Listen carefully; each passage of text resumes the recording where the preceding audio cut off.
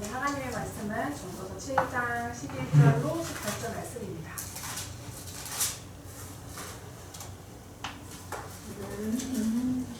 지혜는 우상과 같이 아름답고 햇빛을 보는 자에게 능력이 되는 도다.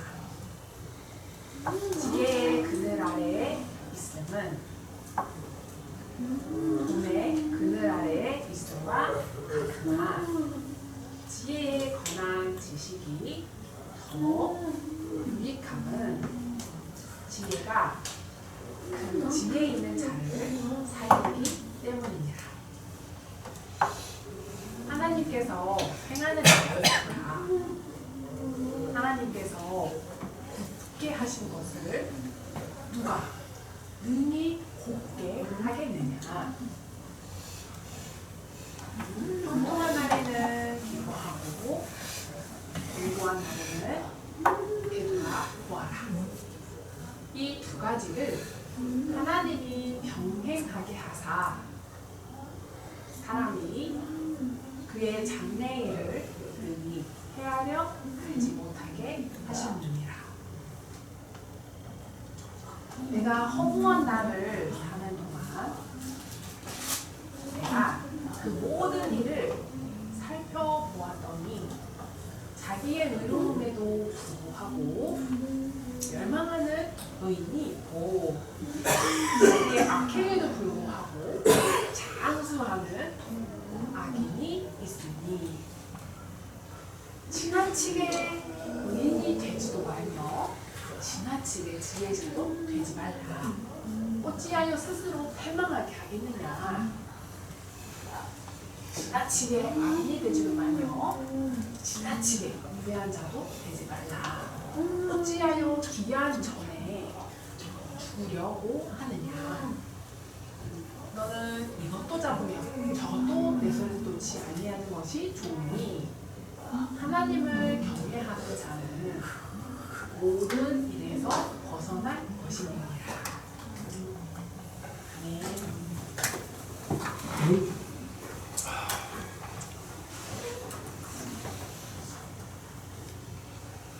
주님께서 여러분이 살아가시는 그 모든 삶 가운데 기쁨과 행복과 감사로 인도해 주시기를 믿습니다. 기쁨 있는 삶 누구나 살고 싶으시지요. 세상에서 말하는 이치나 방법들을 따라 살아가는 것보다는 하나님이 주시는 말씀을 가지고 그 말씀을 따라 살아갈 때 저희들은 기쁨을 누리면서 살아갈 수 있습니다. 수단이나 방법은 당장의 이익을 줄지 몰라도 손에 넣고 난 후에 돌아보면 다 헛되고 헛됩니다. 하나님이 주시는 그 지혜의 말씀을 따라 살아가다 보면 아무것도 없는 것처럼 보여도 그 믿음 가지고 그 지혜를 붙들고 살아가다 보면 복이 와요. 여러분들처럼 지혜 있는 사람으로 하나님의 말씀을 사모하고 붙들며 살아가는 부모님도 되시기를 바랍니다. 오늘 11절 말씀부터 설명을 하겠습니다. 지혜는 유산, 재산이죠. 재산같이 아름답고 햇볕을 보는 자에게 이익이 되더라. 지혜는 유산, 그러니까 쉽게 얘기하면 돈이에요. 돈이랑 같이 있으면 좋다라는 뜻이에요. 지혜도 있는데 지혜는 이렇게 돈이 없는 것보다는 지혜도 있고 돈도 있고 재물도 있고 하는 게 좋다라는 뜻이죠. 왜냐면 아무리 지혜가 출중해도 가난하면 병에 걸리기 쉽고 어려움 당하게 되잖아요. 그러는 것보다는 지혜의 값어치가 없어지는 것 같이 보여서요. 시편 같은 기자의 성경을 읽어보면 이웃들 간에 전쟁이 일어난다던가 아니면 다른 지역의 다른 나라의 침투로 전쟁이 발발했을 때 지혜자는 전쟁을 이길 수 있는 방법, 그러니까 전략을 짜는 거죠. 그래서 사람들을 하여금 기쁨을 주고 승리를 할 수 있게 도와줍니다. 그런데 그때 위기 때는 지혜자가 고맙고 그 지혜가 참 귀했지만 평화의 시계가 오고 그 지혜 있는 자가 가난해지고 이러면 그 은혜를 다 잊어버려요. 사람들이 그래. 이처럼 지혜와 지식 그리고 돈 같이 있는 것이 좋겠다. 그래야 사람들이 우러러보고 그 말씀에 힘이 있어요. 지혜의 말씀을 듣고 아 그렇군요 하고 따라갈 수 있게 돼요. 우리는 하나님으로부터 지혜를 받았을 뿐만 아니라 이 삶을 살아갈 수 있는 재물과 또 건강을 주셨습니다. 우리는 사람이 동물보다 낫다라는 이유로 사람에게는 지혜가 있기 때문이에요. 동물들에게는 지혜가 없어요. 그냥 낳은 대로 태어난 대로 먹고 살고 그게 동물이고 사람은 지혜를 가지고 있습니다. 이전보다 나아지는 겁니다. 예전보다 내가 더 발전해 나가는 거지.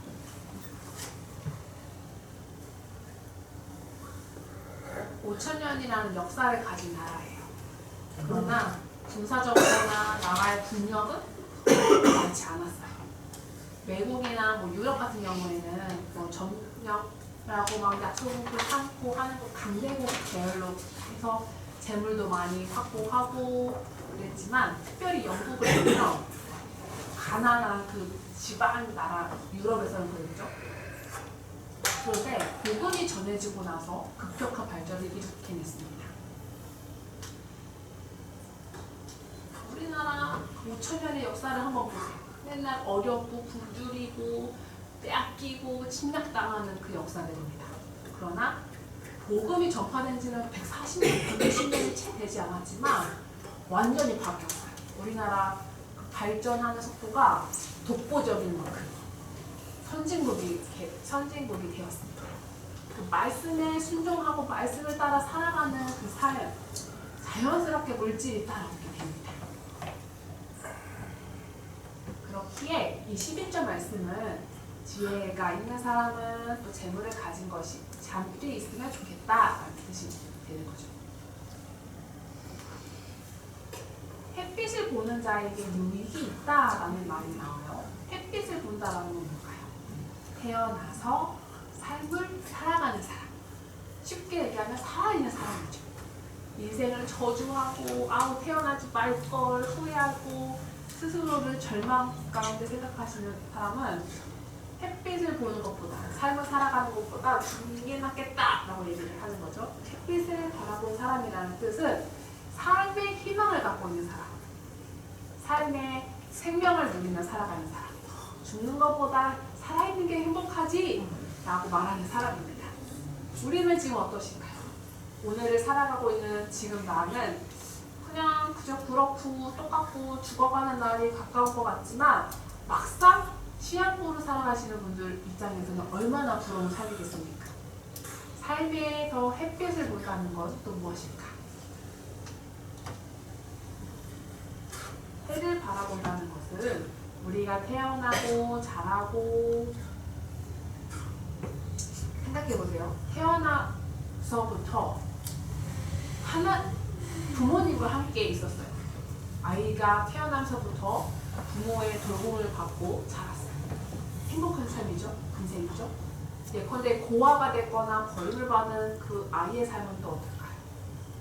그러나 우리는 태어나서 보살핌을 받고 부모로부터 또 친구로부터 또 선생님으로부터 좋은 사람들 그 인연을 통해서 돌봄을 받는 행복한 인생들이 되었습니다.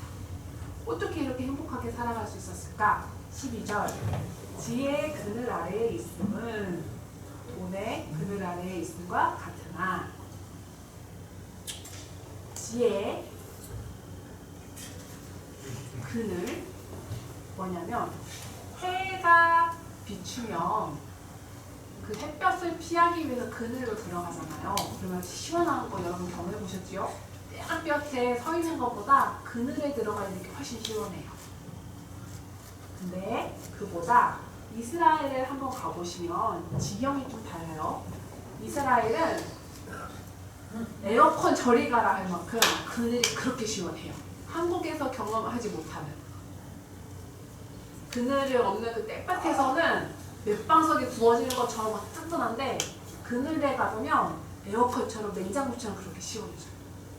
이스라엘 그곳에 한번 가보시면 하나님이 이스라엘 백성들을 광야에서 불기둥으로 구름 기둥으로 인도했다 하셨잖아요. 또 일교차도 심해서 밤에는 엄청 추워지니까 또 불기둥으로 따뜻하게 온도를 유지할 수 있게 도와주시고, 이렇게 인도해 주시고 지켜주시는 살아계신 하나님을 경험하며 사랑하는 것처럼 우리의 인생도 보살펴 주시는 그 증거물이 두 개가 있습니다. 하나가 돈이고, 돈이 있어야 살아가는 세상이잖아요. 우리에게도 돈이 필요해요. 가난에 쫄쫄 굶고 궁핍하는 게 아니라 오늘의 삶을 살아갈 수 있는 돈, 지나치게 부자를 꿈꾸는 게 아니라 오늘 삶을 살아갈 수 있을 만큼의 돈, 그 그늘 아래에 있는 것이 행복하고 평안하다라는 뜻입니다. 근데 사람들이 더 중요하다라고 말씀하는 게 돈의 그늘보다는 지혜의 그늘. 그 지식이 지혜 있는 자를 살린대요. 지혜가 있는 사람은 생명을 살립니다. 돈은 물론 우리가 살아갈 때에 보호가 되기도 하고 의지가 되기도 하지만 지나치게 의지해버리면 오히려 독이 돼요. 삶이 망가집니다. 돈 때문에 살아나고 생명을 찾고 그러지 못해요. 오히려 병들고 돈 때문에 집착해서 스트레스 받고 몸이 망가지고. 그러나 지혜는 우리에게 생명을 줍니다. 우리를 보살펴 줍니다. 지혜가 있으므로 방법을 찾게 되고, 그 방법을 찾다 보니까 자연스럽게 또 돈이 생겨나요. 지혜가 없으면 돈을 쫓아 살아가더라도 돈이 없어져요. 자꾸 도망가고 사라지는 삶을, 굶주려 삶을 살게 됩니다.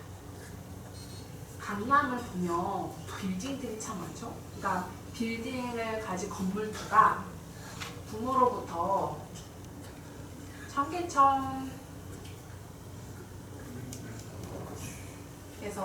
구두 대장과 일들을 하셨대요. 옷을 만들고 괭이를 만들고 삽을 만들고 그런 일들을 하셨대요.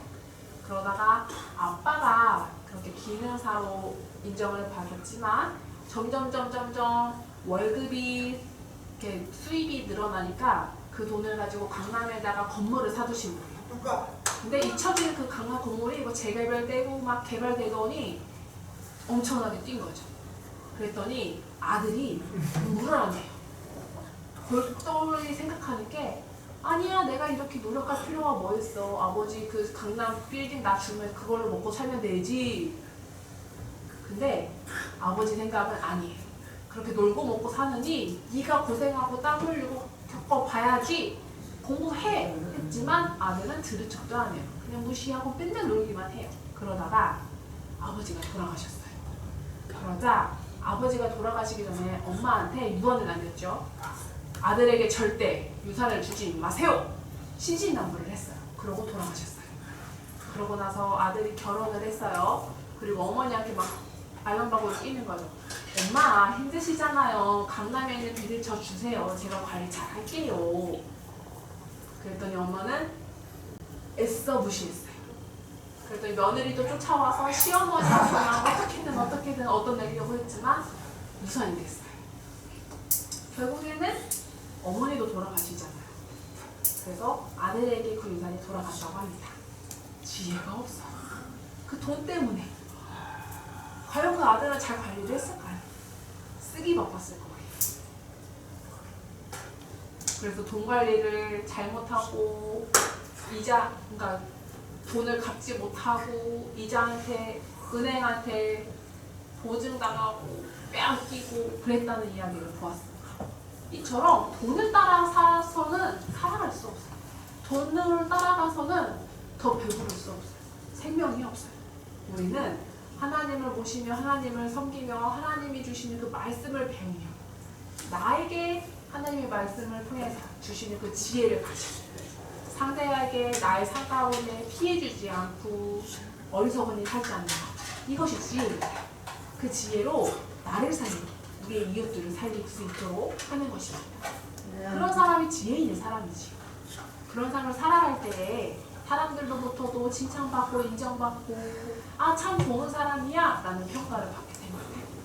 지혜는 하나님의 말씀을 따라 살아가는 사람들에게 또 하나님을 위해 헌신하는 사람들에게 이웃들을 사랑하는 사람들에게 주시는 선물과 같습니다. 그렇기 때문에 지혜는 나의 생명을 살리고 나의 삶에 부족함이 없도록 또 채워주는 힘이 됩니다. 결국엔 복된 삶을 살아가게 되고 또 사람들 간의 관계에서도 화목하고 친밀해지고 자녀들과 가족들 간에도 우애 깊고 화목하고 그 모든 동기가 지혜가 되는 것이죠. 그만큼 지혜가 중요합니다. 그만큼 하나님을 경외하고 하나님의 말씀을 따라 살아가는 것이 필요하죠. 경외라는 것이 하나님의 말씀에 아멘으로 순종하고 그 말씀대로 살아가는 삶을 말합니다. 그 말씀대로 살아간다는 사람 정말 훌륭한 사람이에요. 왜 그런지 한번 봅시다. 하나님께서 행하는 일을 보라. 우리는 신앙 있는 사람이죠. 하나님이 하시는 일들, 하나님이 만드신 것들, 하나님의 섭리, 하나님의 뜻을 쫓아가는 사람들입니다. 다시 말하면 세상에 살 가운데 어려움도 만나고 문제도 생기고 해요. 근데 우리는 그 문제가 아닌 하늘을 바라보며 살아가는 사람들이에요. 그 가운데 하나님의 뜻은 무엇일까? 하나님이 원하시는 바는 무엇일까? 고민하며 뜻을 찾는 사람들이에요.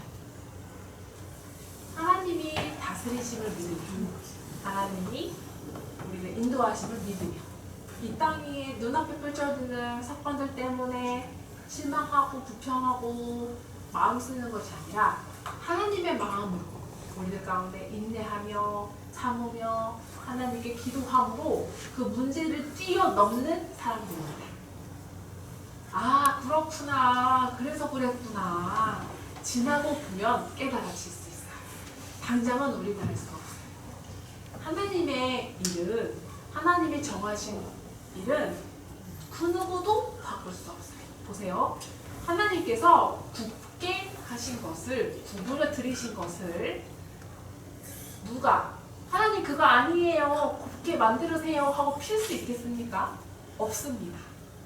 하나님이 정하시고 작정하신 일을 사람이 바꿀 수 없어요.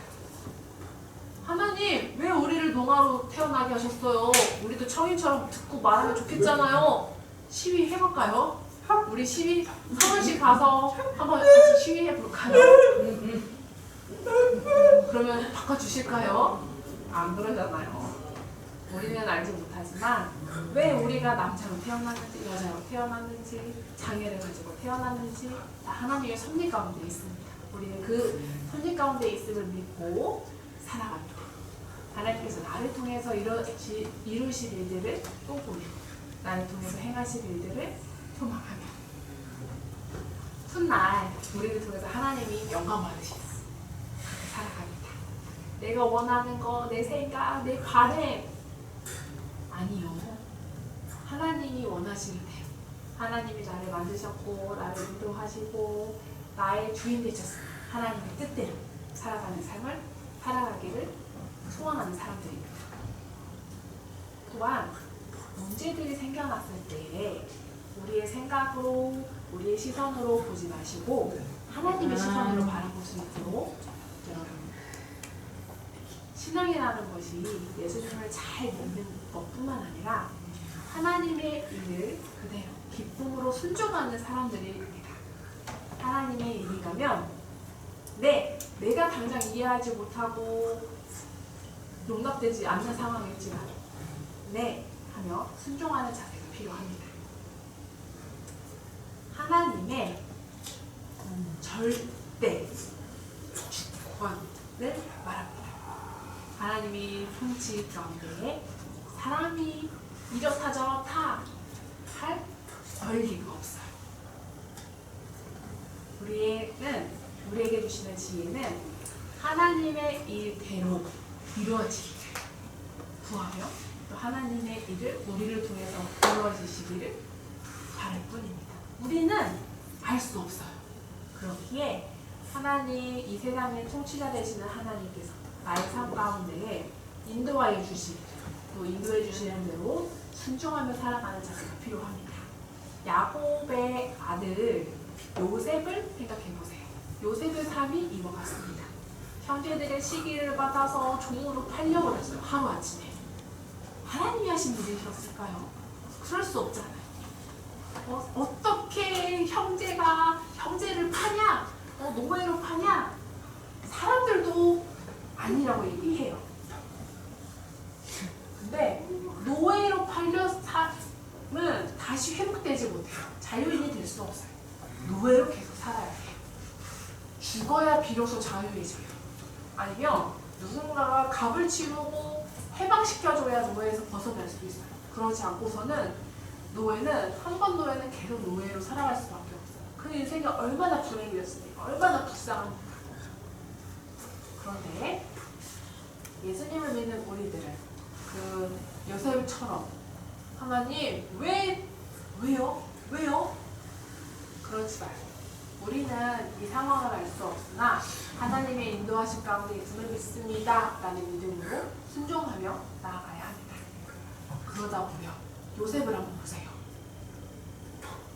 외국 총리가 되었어요. 7년 동안의 풍년을 마치고 또 가뭄을 맞이하며 식량들을 비축하고 나라의 경제를 살림을 도맡았어요. 요셉이 그 삶 가운데 고난을 통해서 지혜를 얻고 그 삶 가운데 주님을 의지하며 살아갔어요. 고난이 없었으면 그럴 수 있었을까요? 아니죠. 못했을 거예요. 힘든 가운데에 하나님의 살아계심을 보며 또 힘을 얻고 용기를 얻었을 겁니다. 요셉도 그 모든 삶 가운데 함께 하신 하나님을 바라보며 하나님이 나와 함께 하심을 느끼며 또 살아갔을 것입니다. 우리도 이와 같아요. 우리의 삶이 어찌 됐고 앞으로는 어찌 될 것이고 알 수 없어요. 그러나 나를 만드시고 나를 이 땅 위에 보내시고 생명을 주신 하나님 나와 함께 하심을 믿으며 하나님의 뜻 안에 있음을 또 믿으며 순종하며 나아가야 합니다. 나의 뜻이 아니라 하나님의 뜻으로 받아들이고 믿고 순종하며 살아가시는 여러분 되시기를 바랍니다. 형통한 날에는 기뻐하고 공고 고난 가운데에는 되돌아보아라. 이 두 가지를 하나님이 병행 왔다 갔다 같이 할 수 있게 하사. 이게 무슨 말이냐면 우리는 장래의 일을 알아맞힐 수 없어요. 기대할 수 없어요. 하나님을 바라다 보면 하나님의 말씀에 순종하는 삶을 살아가게 되잖아요. 그러다 보면 잘된 날이 오고 기쁜 날이 오기도 하지만 공고한 날, 힘든 날, 상처받는 날, 어려움을 당하기도 합니다. 기쁜 날이 있고 행복한 날이 있고 힘들고 그러나 힘든 날에는 뒤돌아보아라. 하나님을 바라보아라. 하나님 앞에 나와 무릎 꿇고 기도하라. 만약에 우리 삶 가운데 고난이 없고 힘듦이 없었으면 아무도 기도 안 할걸요? 성경 한번 읽어보세요. 읽어볼까요? 안 읽을걸요? 그렇지 않아도 하나님이 없어도 행복하고 평안하고 기쁜데요. 근데 어려움이 생기면 하나님 앞에 저절로 무릎을 꿇어줘요. 나도 모르게 하나님을 부르짖어요. 하나님 어떡하죠? 성경을 펴줘요. 눈에 들어와요. 그렇지요? 우리에게 고난이 있으므로 하나님께 나아가요. 하나님의 자녀가 되는 걸 확인을 받는 거죠. 만약 고난을 받지 않았더라면 하나님 안 찾아요. 하나님께 안 나가요. 그렇기 때문에 우리에게도 고난이 필요합니다. 그 고난을 통해서 다시 하나님을 찾고 하나님께 눈을 맞추고 하나님의 뜻을 구하고 나의 죄악들을 청산하고 회개하고 하나님께로 다시 생명의 길로 나아갈 수 있기 때문입니다. 사랑하는 성도 여러분, 잘 살고 행복한 삶을 살고 싶으실 거예요. 그러나 우리에게도 힘든 날이 있습니다. 고난이 없으면 행복할까요? 아니요. 병행됐을 때 우리의 삶이 행복합니다.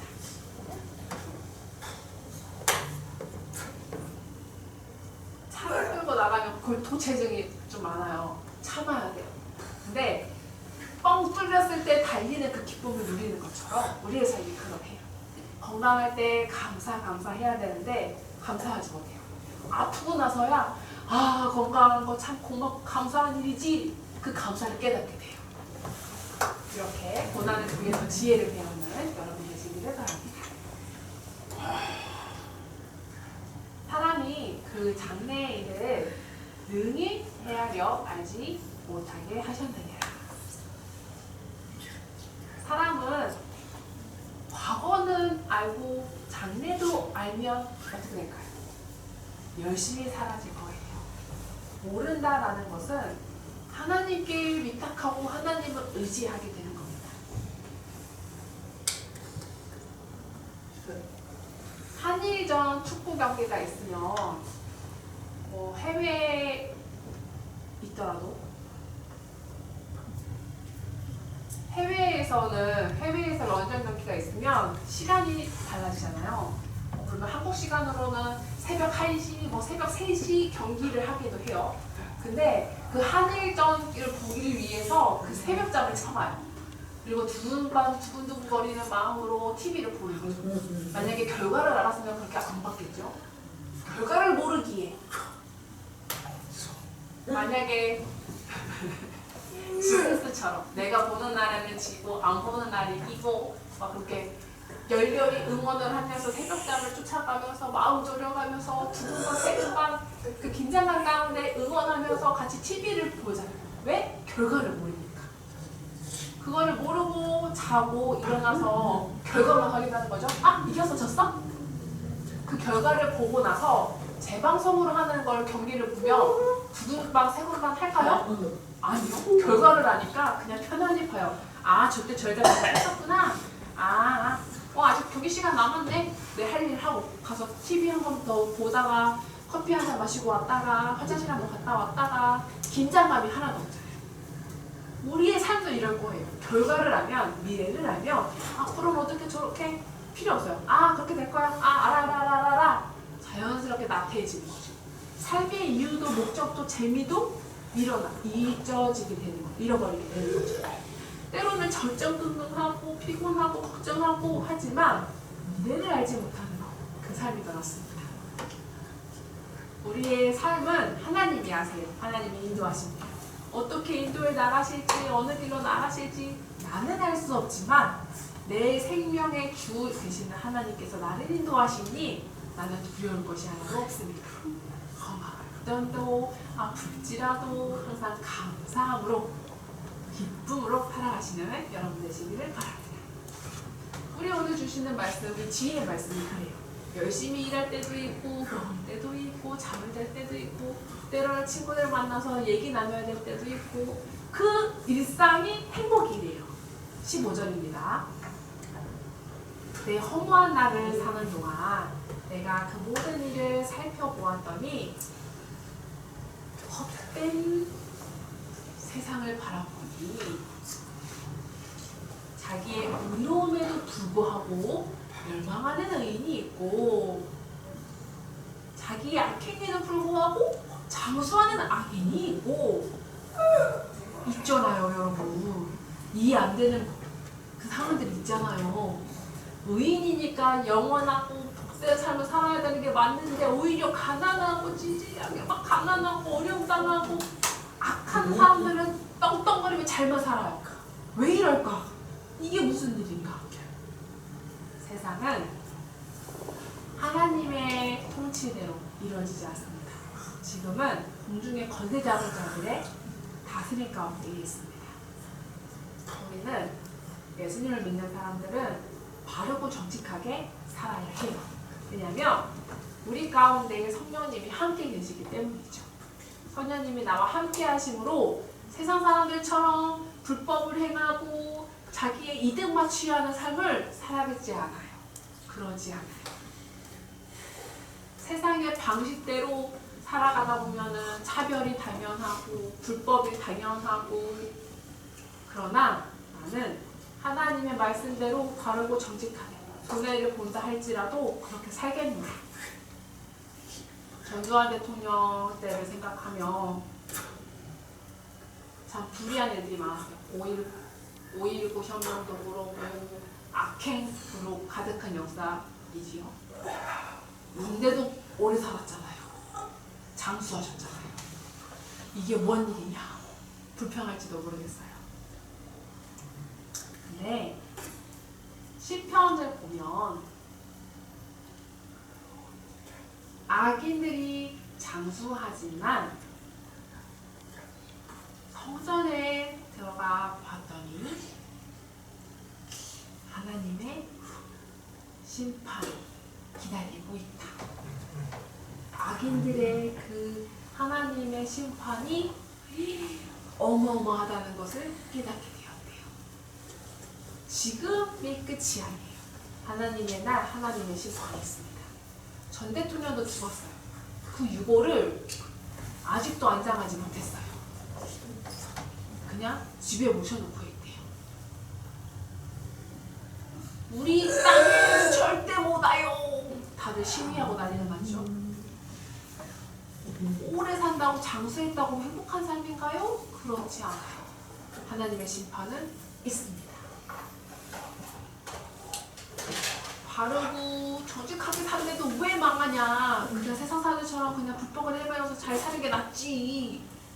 그러지 마세요. 16절 지나치게 의인이 되지도 말며 지나치게 지혜자도 되지 말라. 어찌하여 스스로 배망하게 하겠느냐? 무슨 말이냐면 바르게 하나님이 주시는 대로가 아니라 자기의 의로, 자기의 생각대로, 내 법칙대로, 내 방법대로 예컨대 바리새인들처럼 외식하는 사람들처럼 내 기준으로 내가 이렇게 하면 됐지? 나는 깨끗해, 나는 의로워 하는 사람들 심판받기 쉬워요. 아니 심판하기 쉬워요. 다른 사람들을 바라보면서 잣대를 들이면서 너 틀렸어 말하기는 쉬워요. 나는 불의하지 않았어, 나는 깨끗해, 나는 청경해. 불의하는 사람들, 저 더러운 놈들 욕은 해요. 엄청나게 지나치게. 나는 열심히 충성되게 하나님 앞에 상금도 하고 봉사도 하는데 넌 안 해? 라고 손가락질하면 혼을 내요. 나는 새벽기도 매일매일 하는데 넌 안 해? 이 게으른 사람들, 믿음 없는 사람들 욕하고 비판해요. 하나님의 말씀에 나 예하고 순종하고 잘하고 있는데 그게 자기의 자랑이 되는 거죠. 근데 사람들마다의 삶의 자리가 달라요. 그걸 이해하지 못해요. 사람들마다의 환경이 다르고 상황이 다른데 그걸 모르고 나의 기준으로 다 평가하고 정죄해요. 나는 먹고 살만하니까 하지만 하루 살아가는 사람들 가운데 똑같이 하라고? 똑같이 성경을 읽고 똑같이 필사를 하고 똑같이 그렇게 하라고? 아니죠. 내가 하나님이 주신 지혜가 있고 내가 하나님이 주시는 말씀에 융통하고 그런 사람들에게는 회개거고 그냥 자기 만족인 거죠. 그냥 스스로 무덤을 파는 사람들과 같습니다. 저도 젊었을 때 얼마나 철저했게요. 근데 늙어서 보니까 내가 미련했구나, 내가 나만 알았구나, 내가 1밖에 몰랐구나. 예전에는 계획대로 딱 맞춰서 생각하는 걸 좋아했어요. 시간자 속에 엄청 민감해했어요. 늦은 사람들 용납이 안 됐어요. 이렇게 저의 까탈스럽고 예민한 모습들을 보니까 그래, 내가 지나치게 나 스스로의 기준을 가지고 이럴지 깨달아지게 됐습니다. 자연스럽게 사람들과 멀어져요. 가까이질 수가 없어요. 친해지게 지낼 수가 없어요. 만약에 내가 어려움을 당하고 뭐 병이 생기고 실수할 수도 있잖아요. 사람인지라 완벽할 수가 없어요. 하나님 말씀에도 그러잖아요. 하나님 앞에 의인은 없습니다. 근데 나 스스로도 그래, 나도 완벽하지 않아. 언젠가는 실수할 수도 있고 언젠가는 넘어질 수도 있어. 인정해야 돼요. 하나님의 말씀을 붙들어야 돼요. 스스로를 비춰보면서 자기 자신을 살펴보면서 회개해야 해요. 그럴 때 행복합니다. 평안해집니다. 나의 잣대로 나를 평가하고 상대방을 정죄하고 비평하고 아니요. 그리고 지나치게 악인이 되지도 말며 지나치게 우매한 데도 되지 말라. 어찌하여 기한 전에 자기의 생명이 끝나기 전에 미리 죽으려 하느냐. 악을 행한 사람을 봤더니 잘 되네. 그래서 나도 해볼까 하다가 죽을 수 있다는 얘기예요. 그러지 말아요. 지나치게 악인이 되지 말고. 우리 안에는 두 가지 마음이 있어요. 선과 악이 공존해요. 가지고 있어요. 어떨 때는 선하고 어떨 때는 악하고.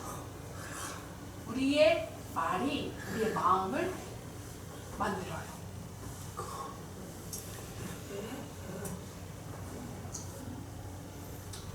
너는 이것도 잡으면 저것도 잡으면 그러나 하나님을 경외하는 자는 모든 일에서 벗어날 것입니다. 손에 움켜쥐고 얼마나 힘든 삶을 살게요. 얼마나 피곤하게요. 그냥 내버려 두고 오직 하나님을 경외하며 살아가다 보면 내가 죽고 내가 움켜쥐고 내가 짊어져야 했던 것들로부터 자유해집니다. 평안을 누리며 살아갈 수 있습니다. 용납이 돼요. 나의 실수도 상대방의 실수도 괜찮아져요. 다른 사람을 정죄하고 틀렸어 아니요, 안 하게 돼요. 사람인지라 실수했어. 예전에는 널 탓하고 미워했지만 나도 실수하는 사람이지 뜻 알게 되면 상대방을 혼낼 것도 없어요. 그럴 수 있어. 이해할 수 있어요. 다른 사람의 잘못 나도 그럴 수 있어. 안동교회 목사님께서 황영태 목사님이라고 계세요. 그 아버지 목사님도 목사님이에요.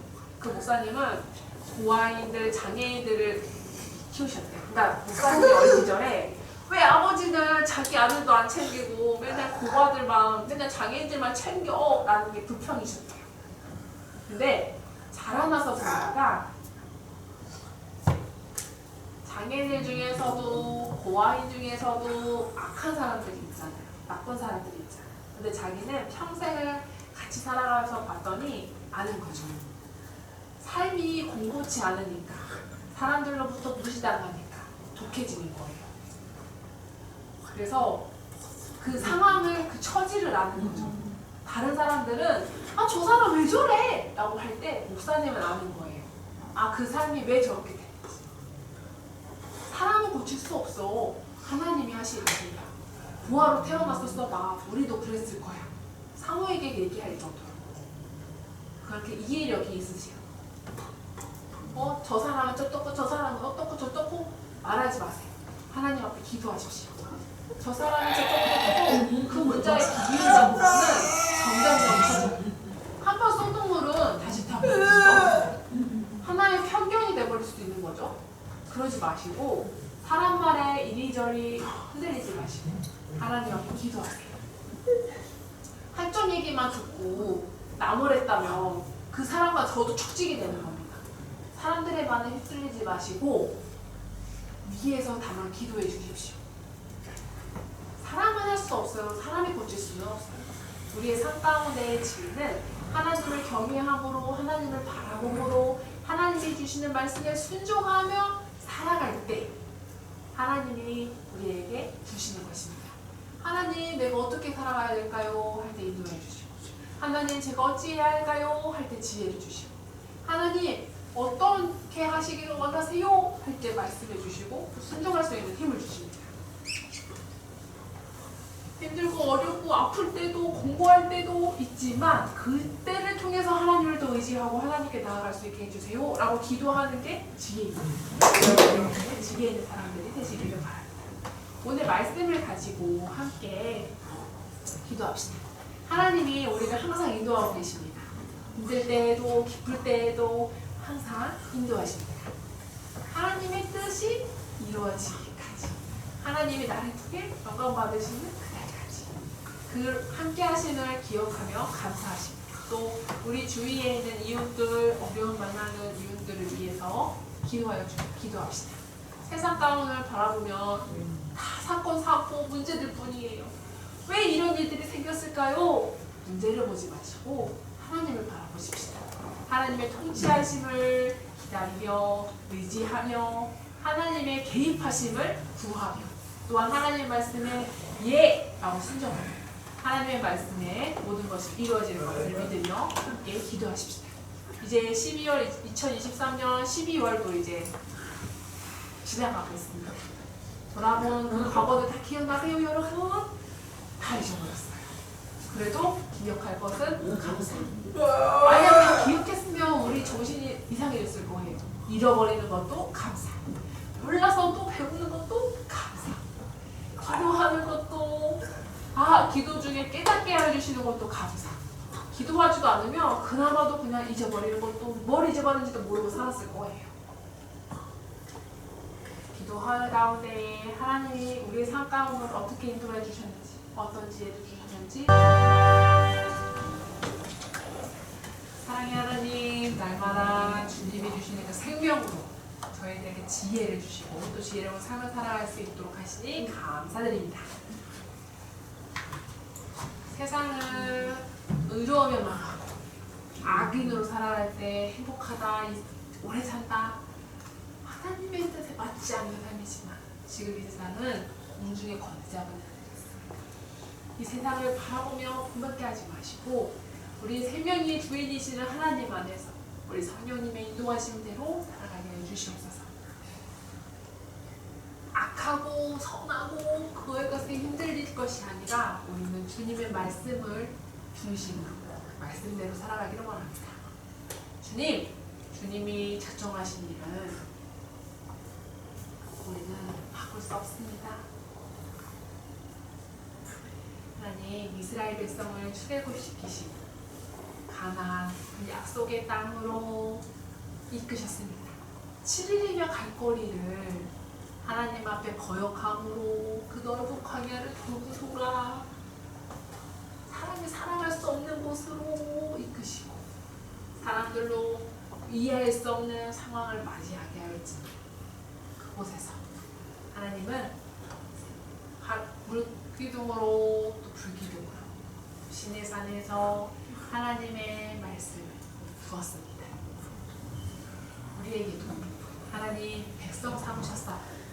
우리의 삶 가운데서 그 말씀을 통해 배우게 하시고 훈련되게 하시고 하나님의 나라 가나안에 들어가게 해 주시옵소서. 하나님의 그 뜻하심 우리는 알 수 없습니다. 이해할 수 없습니다. 그럴지라도 생명을 주되시는 하나님의 말씀이라면 나의 생각보다 더 좋은 것을 주심을 믿으며 힘든 가운데서도 고난 가운데서도 하나님을 바라보며 의지하며 나아갈 수 있게 하여 주시옵소서. 우리에게 힘과 능력을 더하여 주시옵소서. 우리 성도님들 연약함 가운데 또는 힘듦이 있습니다. 주님 붙들어 주시고 치유하여 주시고 회복시켜 주시옵소서. 자녀들, 손자, 손자들 이제 대학 입시를 앞두기도 하고 입사를 하기도 하고 하나님 앞에 기쁨의 소식들이 들려나게 하시고 힘든과 어려움들을 이겨낼 수 있게 하여 주시고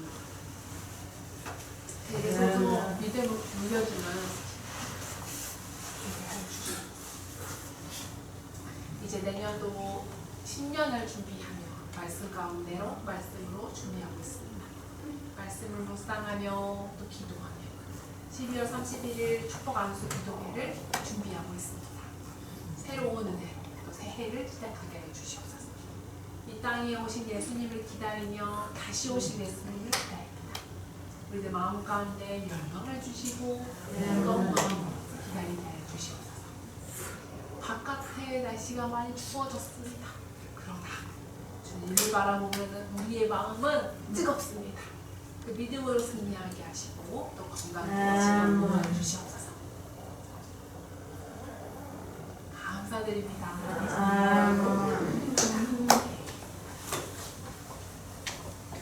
주 예수 그리스도의 크신 은혜와 아버지의 지나신 사랑하시고 성령 충만 교통하시고 주님의 말씀을 따라 그 말씀의 은혜로 살아가기를 결단하는 지혜를 찾으세요. 또한 기쁨으로 또 하나님의 뜻을 이루므로 영광을 드리며 살아가기를 소망하는 우리들 위해 지금부터 영원까지 함께 하시기를